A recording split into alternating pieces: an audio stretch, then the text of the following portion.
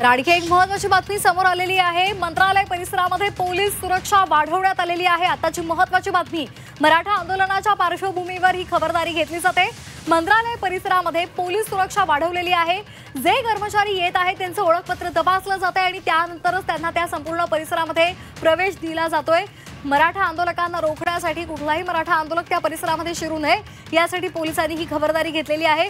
मराठा आंदोलनाच्या पार्श्वभूमीवर सध्या मंत्रालय परिसरामध्ये पोलीस सुरक्षा वाढवण्यात आलेली आहे।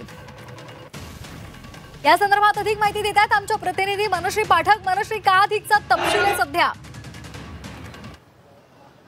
मी थेट दृश्य दाखवते। मी सध्या मंत्रालय आणि विधान भवनाच्या परिसरात आहे आणि हा संपूर्ण परिसर नाकेबंदी करण्यात आलेली आहे। संपूर्ण परिसराची सगळ्या रस्त्यांवरती आपल्याला अशा पद्धतीने बॅरिकेड लावलेले बघायला मिळत आहेत।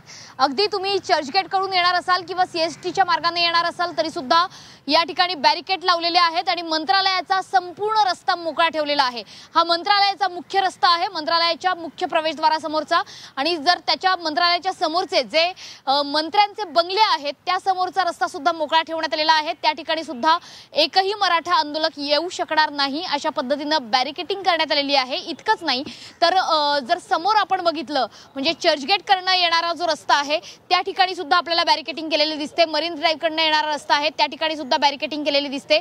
अगदी गार्डन गेट असेल किंवा मंत्रालयाचं मुख्य प्रवेशद्वार असेल, मंत्रालयाच्या प्रत्येक प्रवेशद्वारावर कडेकोट चौकी पहारे बसवण्यात आलेत आणि समोर तुम्ही बघताय ही जी रांग चाललेली आहे हे आहेत मंत्रालय आणि विधान भवनातले शासकीय कर्मचारी।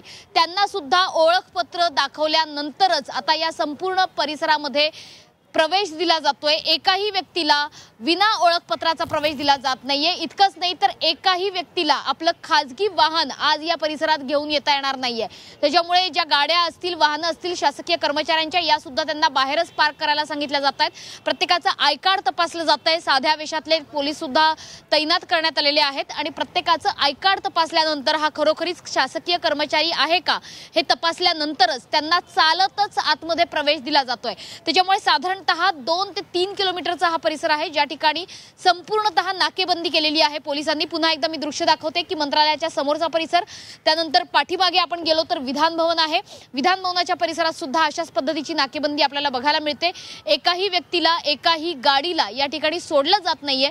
माध्यमकर्मींना सुद्धा त्यांची चौकशी करून त्यांचे ओळखपत्र तपासून विना वाहनच त्यांना आतमध्ये सोडलं जात आहे। त्यामुळे आपण बघतोय की हा जो रस्ता आहे ज्या ठिकाणाहून हे सगळे शासकीय कर्मचारी चालत येत आहेत, हा रस्ता LIC मुख्य ऑफिसचा रस्ता आहे आणि सोबतच त्याच्या समोर भाजपचं देखील नरिमन पॉइंट या ठिकाणचं मुख्य कार्यालय आहे। हा रस्ता सुद्धा कडेकोट त्याची नाकेबंदी करण्यात आलेली आहे। एकही खाजगी वाहन आपल्याला चालताना या रस्त्यावरनं बघायला मिळत नाहीये। सगळे शासकीय कर्मचारी आहेत। सध्या जी लोक आपल्याला चालताना दिसतात हे सगळे शासकीय कर्मचारी आहेत जे त्यांचं ओळखपत्र दाखवून या ठिकाणी आलेले आहेत। समोर एअर इंडियाची बिल्डिंग आहे, ट्रायडंट हॉटेल आहे, त्या ठिकाणच्या कर्मचाऱ्यांना सुद्धा त्यांची ओळखपत्र दाखवून मगच प्रवेश दिला जातोय। अगदी बडे IAS ऑफिसर असतील किंवा इतर कोणी त्यांची देखील चौकशी करून त्यांची ओळखपत्र तपासून त्यांना मगच प्रवेश दिला जातोय। खाऊ गल्ली आहे मंत्रालयाच्या बाजूला एअर इंडिया बिल्डिंगच्या समोर, ती सुद्धा संपूर्णतः बंद ठेवण्यात आलेली आहे। त्यामुळे संपूर्ण मंत्रालय आणि विधान भवनाच्या परिसरामध्ये आता कडेकोट चौकी पहारे बसवलेले आपल्याला बघायला मिळत आहेत। धन्यवाद मनश्री दिलेल्या सविस्तर माहितीसाठी।